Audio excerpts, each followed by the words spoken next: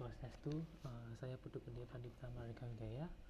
Pada video kali ini saya akan membahas tentang shock hipovolemik, dimana dimulai dari pengertian shock secara patofisiologi. Shock merupakan gangguan sirkulasi yang diartikan sebagai kondisi tidak adekuatnya transport oksigen ke jaringan atau perfusi yang diakibatkan oleh gangguan hemodinamik. Gangguan hemodinamik tersebut dapat berupa penurunan tahanan vaskuler sistemik, terutama di arteri, kurangnya darah balik, penurunan pengisian ventrikel, dan sangat kecilnya curah jantung. Lalu untuk hipovolemia atau yang dikenal dengan kekurangan cairan merupakan kondisi di mana tubuh manusia mengalami penurunan volume intravaskuler. Penurunan ini dapat disebabkan oleh penurunan konsentrasi garam dan air atau penurunan dari volume darah. Hipovolemia dapat disebabkan oleh berbagai hal dan dapat dibagi menjadi dua kategori, yaitu kelainan ginjal dan bukan kelainan ginjal. Untuk shock hipovolemik sendiri, keadaan kedaruratan yang berkembang dari hipovolemia akibat kekurangan cairan intravaskuler sehingga jantung tidak dapat membawa darah yang cukup ke seluruh tubuh. Disebabkan oleh dehidrasi berat yang disebabkan beberapa mekanisme atau kehilangan darah. Penyebab utama shock perdarahan adalah trauma.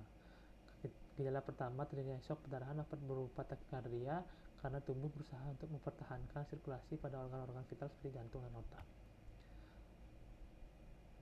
Untuk etiologi, trauma merupakan sebab utama kematian. Dehidrasi berat oleh berbagai sebab seperti luka bakar dan diare berat. Blood loss, shock hemoragik merupakan shock hipovolemik akibat kehilangan darah. Trauma merupakan penyebab paling sering terjadinya shock perdarahan, terutama pada trauma tumpul dan tajam. Biasanya juga diakibatkan oleh perdarahan gastrointestinal, kehamilan etopik, perdarahan akibat operasi, dan atau perdarahan vaginal. Kehilangan cairan dengan jumlah banyak dapat menyebabkan gangguan hemodinamik, dapat terjadi pada dada, abdomen, atau peritoneum. Lalu fluid loss, selain perdarahan darah juga dapat berkurang akibat kehilangan cairan tanpa perdarahan. Secara umum, shock hipovolemik non perdarahan dapat disebabkan oleh 3 etiologi, yaitu pada ginjal. Apabila ginjal kehilangan garam dan cairan dapat menyebabkan terjadinya shock hipovolemik. Terapi diuretik dapat menyebabkan ginjal mengekskresikan lebih banyak cairan. Lalu kulit, kehilangan cairan juga dapat terjadi pada kulit. Pada iklim yang panas dan kering dapat terjadi kehilangan sebanyak 1-2 liter. Lalu pada gastrointestinal, kehilangan cairan parah jadi jika gastrointestinal tidak mampu mengabsorpsi cairan kembali. Hal tersebut dapat terjadi saat muntah-muntah, diare, atau drainase eksternal melalui stoma atau fistula. Untuk patofisiologisnya, shock perdarahan merupakan shock akibat berkurangnya volume darah intravaskuler yang disebabkan oleh keluarnya darah hingga mencapai di mana suplai oksigen jaringan tubuh tidak mencukupi. Tubuh juga mengkompensasi dari berkurangnya volume darah dengan meningkatkan denyut jantung dan kontraktilitas jantung. Pada otak, karena volume darah berkurang, baroreseptor teraktivasi untuk mengaktifkan sistem saraf simpatik, di mana menyebabkan vasokonstriksi. Karena aktivasi sistem saraf simpatik, darah juga ditarik dari organ-organ non-vital untuk mempertahankan fungsi organ vital seperti jantung dan otak. Ini menyebabkan terjadinya metabolisme anaerobik yang lebih banyak dan produksi asam laktat yang lebih banyak, sehingga dapat menyebabkan asidosis. Jika tidak ditangani, asidosis akan menyebabkan penurunan kompensasi hemodinamik dan kematian. Untuk diagnosis, pasien dengan shock secara umum harus secara cepat didiagnosis dan ditangani. Untuk mendiagnosis pasien shock dapat menggunakan shock index dengan heart rate per systolic blood pressure, di mana pasien dengan shock index di atas atau sama dengan 0,6 merupakan shock secara klinis. Diagnosis shock menggunakan shock index dapat dibagi menjadi berikut. Grup 1, shock index di bawah 0,6 itu tidak shock. Grup 2, shock index 0,6 sampai 1, shock ringan. Untuk grup 3, shock index 1 sampai 1,4, shock sedang, dan grup 4 adalah shock index di atas 1,4 termasuk dalam shock berat. Untuk diagnosis shock hipovolemik berdasarkan klinis, untuk stadium 1, kehilangan darahnya sekitar 15%.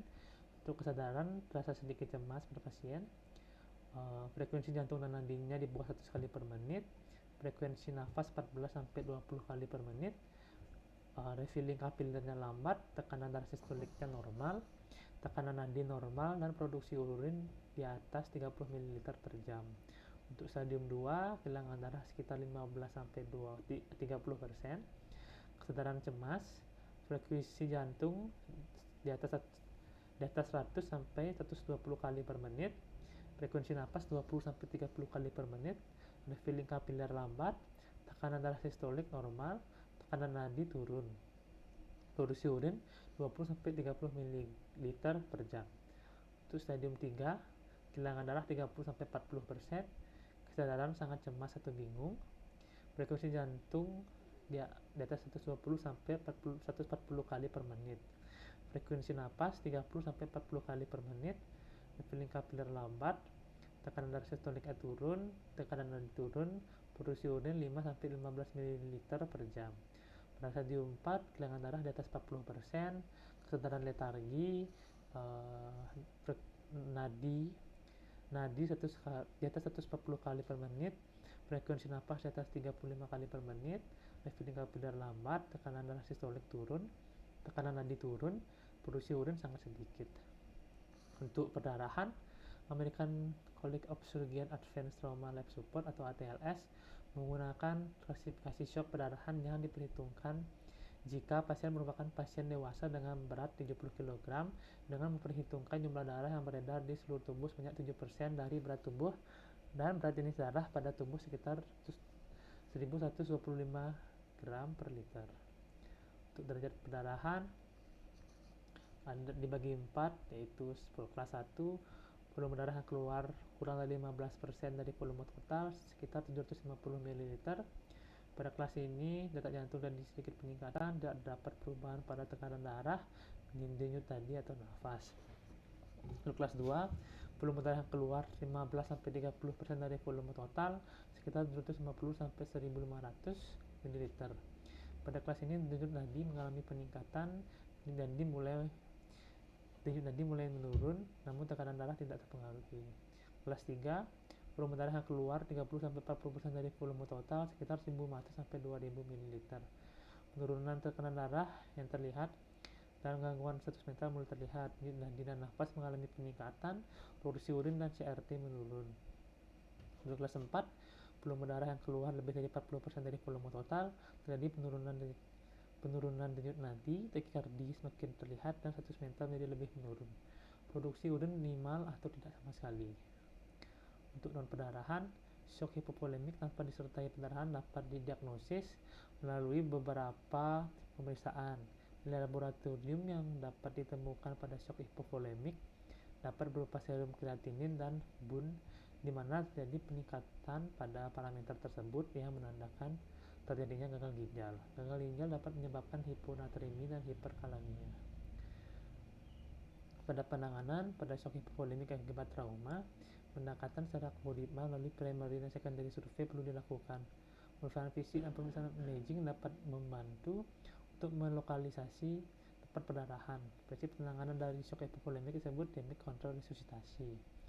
Konsep tersebut memfokuskan penanganan pada induksi hipotensi, resusitasi hemostatik, dan kontrol perdarahan untuk menangani trias penyebab kematian utama pada shock hipovolemik, yaitu koagulopati, asidosis, dan hipotermia. Untuk resusitasi cairan, pada cairan resusitasi yang digunakan adalah cairan isotonik NaCl 0,9% atau dengan laktat. Pemberian awal adalah dengan tetesan cepat sekitar 20 ml per kilogram berat badan pada anak atau sekitar 1-2 liter pada orang dewasa. Pemberian cairan terus dilakukan bersamaan dengan pemantauan tanda vital dan hemodinamiknya. Jika terdapat perbaikan hemodinamik, maka pemberian kristalloid harus dilanjutkan.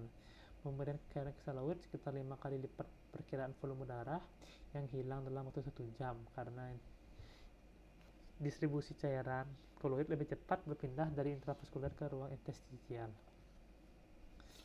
Jika tidak terjadi perbaikan hemodinamik, maka pilihannya adalah dengan pemberian koloid yang dipersiapkan pemberian darah segala. Lalu induksi hipotensi. Resusitasi hipotensi direkomendasikan pada pasien shock perdarahan tanpa cedera kepala, karena pada pasien cedera kepala resusitasi hipotensi dapat meningkatkan tekanan intrakranial dan menyebabkan penurunan kognitif. Resusitasi hipotensi bertujuan mencapai tekanan darah sistolik 90 mm Hg.